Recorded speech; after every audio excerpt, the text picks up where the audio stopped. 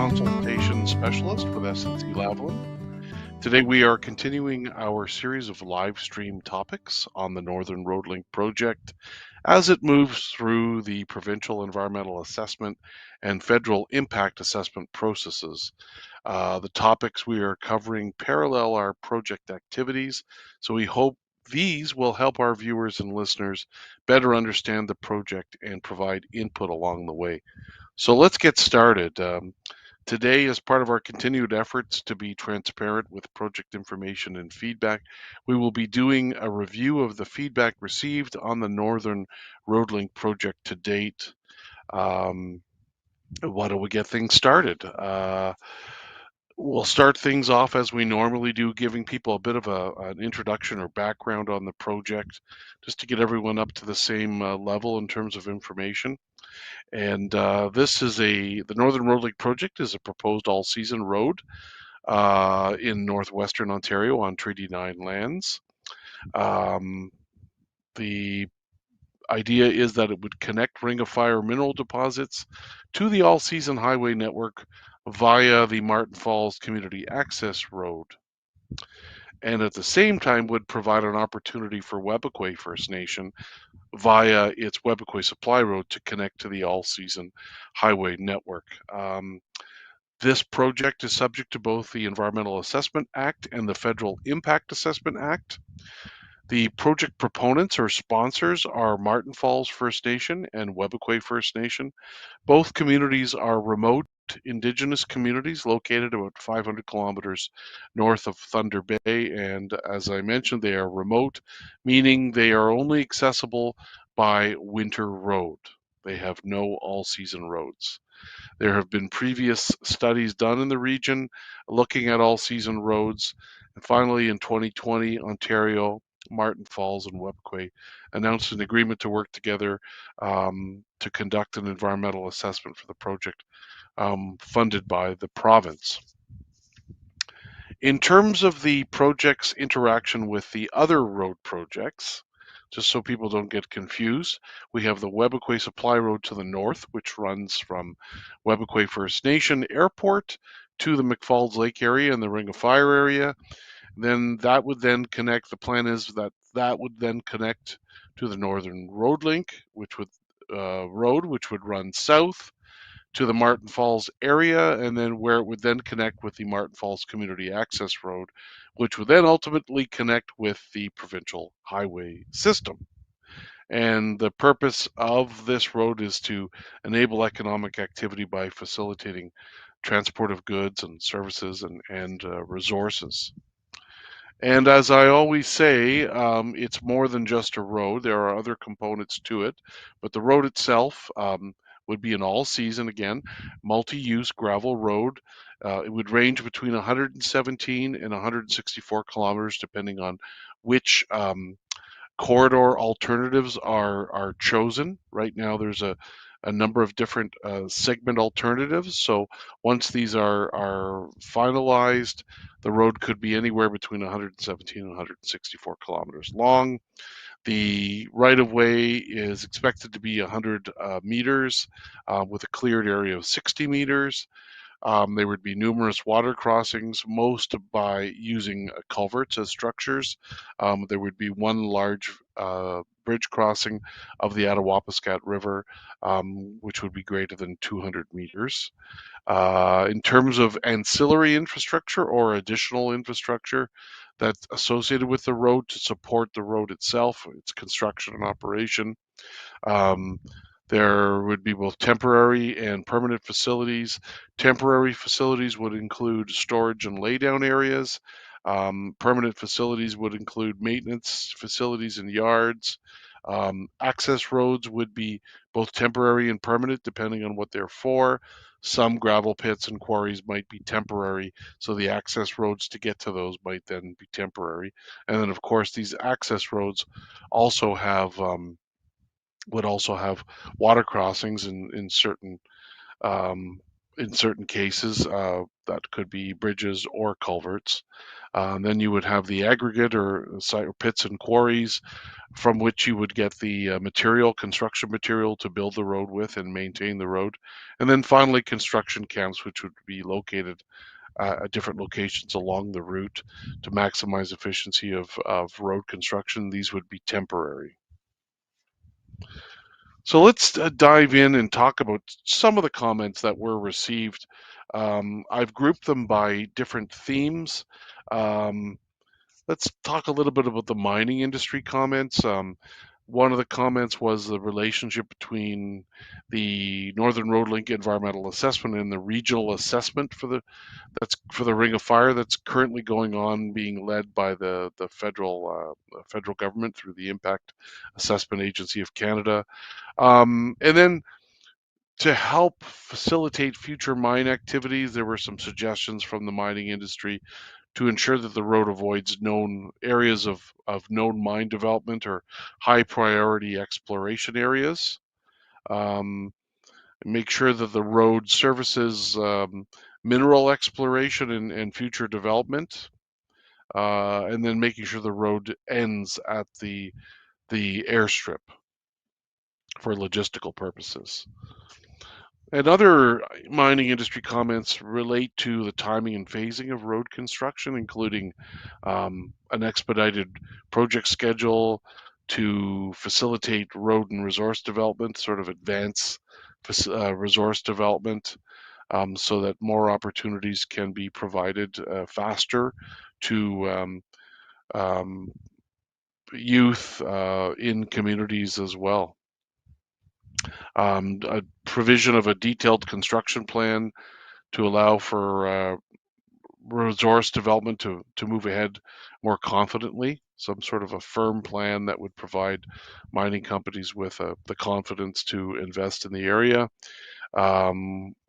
Different road development methods need to be considered to help speed up the schedule, the construction schedule. That was one of their recommendations or suggestions. Making sure that the cumulative effects assessment for the environmental assessment includes the mining industry as reasonably what the mining industry considers as reasonably foreseeable projects. The need for a rough estimate of road construction and operation workforce requirements in the proposed terms of reference, as well as a skills inventory for community members to help maximize their participation in maximize participation by Webequie and Martin Falls and community members from neighboring communities, and then road construction techniques, use of wetland road building, and the need for making sure that the road complies with MTO requirements or guidelines. Um, let's move now to the Indigenous community comments, and these are wide-ranging, starting with greater involvement in the project, more involvement through future project milestones, nation-to-nation format discussions, project discussions with Martin Falls and Webequie First Nation were recommended by Indigenous communities, some Indigenous communities. Um, More input by Indigenous communities that are not project proponents or sponsors. So input from First Nations other than Webequie and Martin Falls as to the advantages and disadvantages of alternative methods. And that's a bit of a theme that we'll see going through these comments. There were some comments from communities asking for more of a voice in this project that's being led by Martin Falls and Webequie First Nation, to the point of providing input on water body crossing, structure types, span lengths, road alignment, and aggregate extraction as well. And then another comment was a disaggregated approach to reporting the results of input from Indigenous nations. So not grouping together all the comments and lumping them together, but showing them individually, which is what we've done historically through this project. And then moving on to Aboriginal and treaty rights and interests.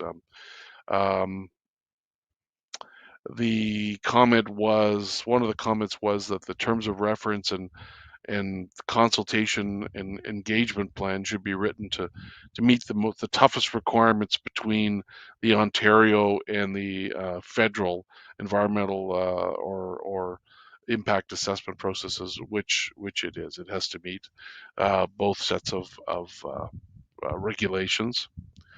And then continuing on with Aboriginal and treaty rights and interests, one of the comments was that Indigenous knowledge and Indigenous land and resource use are components of rights and interests of First Nations, but don't represent all of the rights that are present in the project area, saying that these rights extend beyond harvesting and omit cultural rights and other rights of importance. And then they moved into discussion, comments moved into discussion of preliminary valued components associated with Aboriginal and treaty rights and interests, um, and recommended the inclusion of indicators or ways of measuring impacts associated with use of Indigenous use of land and resources, such as availability of and fragmentation of land for rights-based activities and other interests, and the another suggested indicator was the perception of availability of land for rights-based activities. And then continuing with the Aboriginal and treaty rights and interests, there were a lot of comments, as you can tell. There were suggestion that another indicator for cultural continuity and well-being valued component be cultural landscapes and safe access to travel routes for practicing rights. And another one was using for a proposed new valued component of governance. The indicator could be changes to Indigenous authority and jurisdiction through the imposition of colonial regulatory processes. So looking at impacts on governance and self-determination. There were comments on COVID accommodation, um, showing, asking for flexibility of approaches and timelines in relation to what was the current pandemic. Um, Another interesting comment was weaving Indigenous knowledge into the environmental assessment, which it has now been mandated by the regulatory authorities to do that. Um, no longer will Indigenous knowledge be stuffed away in its own little section of a document. It has to be demonstrated and included in all aspects of the environmental assessment or impact assessment as well. Um, let's see. Another comment here was input by First Nations other than proponents into the baseline conditions, mitigation measures, residual effects, follow-up strategies for each valued component. So again, going back to more communities other than just the proponents getting involved in the project in at a technical level. There were other comments on odor, stating that odor must be considered and assessed as part of the air quality assessment for construction phases, um, as diesel-powered construction vehicles have the potential to alter the environment through introduction of odor to an otherwise neutral environment, increasing avoidance behaviors and negative perceptions of harvesters and land users. Climate change was a big topic that was raised. The comment being climate change assessment must also consider Indigenous perspectives and Indigenous knowledge to make sure that that holistic or all-encompassing view is taken and applied. And then when it comes to commitments and monitoring, making sure commitments and monitoring related to potential impacts to Indigenous rights and interests are developed as well, included in the conceptual monitoring plan, and also assessed for their effectiveness. Other Indigenous community comments include noise, participation by First Nations other than the proponents in selecting noise receptor locations, for Indigenous harvesters and land users that's representative of conditions necessary for the quiet enjoyment of the land. Um, with regard to fish, wildlife, and vegetation existing species lists, making sure that the list of potential fish, wildlife, and vegetation species present in the regional study area must be confirmed with First Nations, uh, other First Nations in that larger region, other than just the proponent communities. The health assessment, there's a suggestion that the health assessment should model a self-sufficient Indigenous receptor in relation to country food harvest and address potential future safety concerns of additional harvesters. And then for any food tissue sampling programs, the recommendation was, or the suggestion was, that organ meat of species must also be sampled because it's an important part of community members' diet typically.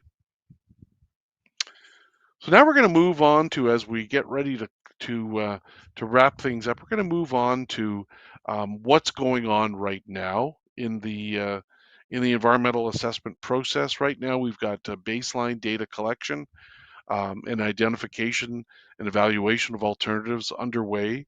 We're collecting input to the alternatives, routing and ancillary infrastructure, aggregate and rock sources.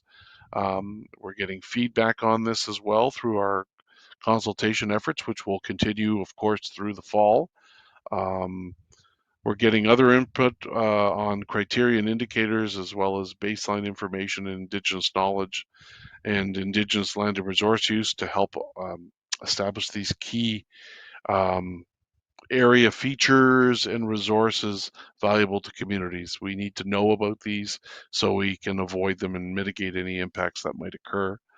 Looking ahead a little bit after round one, future project milestones after round one would include evaluation of alternatives, selection of preferred methods, preliminary effects assessment, and cumulative effects assessment, as well as a review of the draft environmental assessment report, and then a review and submission of the final environmental assessment report. So lots of things, activities coming up in the future. And again, and going back to consultation and engagement, it takes many forms. It takes the form of Indigenous community meetings. We look forward to visiting your community. Open houses, these will occur in the fall in Geraldton and in Thunder Bay as well. Public open houses and virtual community meetings as well. There will be continued live streams and radio shows like what you're hearing now. This is a live stream on topics that sort of parallel what we're doing right now in the environmental assessment process, as well as technical comments that are topics that are of interest to community members, such as construction in wetland areas and species at risk studies. In terms of where we are in the federal impact assessment process, just to get everyone up to speed, the initial project description has been completed, as has the detailed project description.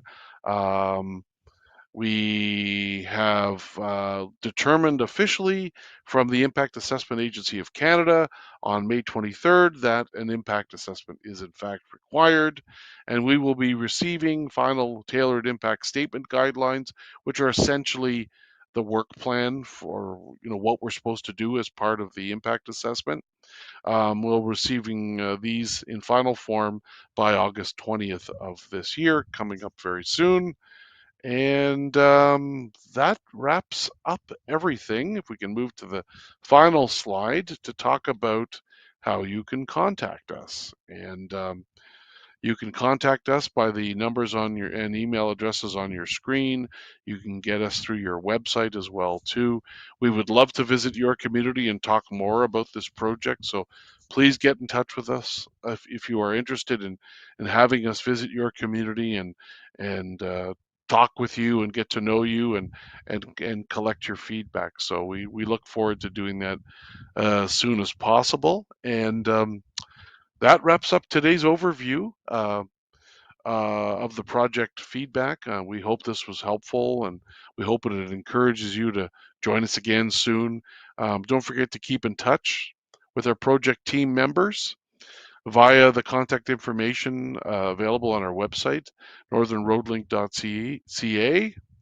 Miigwech, and make sure to look out for project updates on social media and our website. Miigwech, see you soon.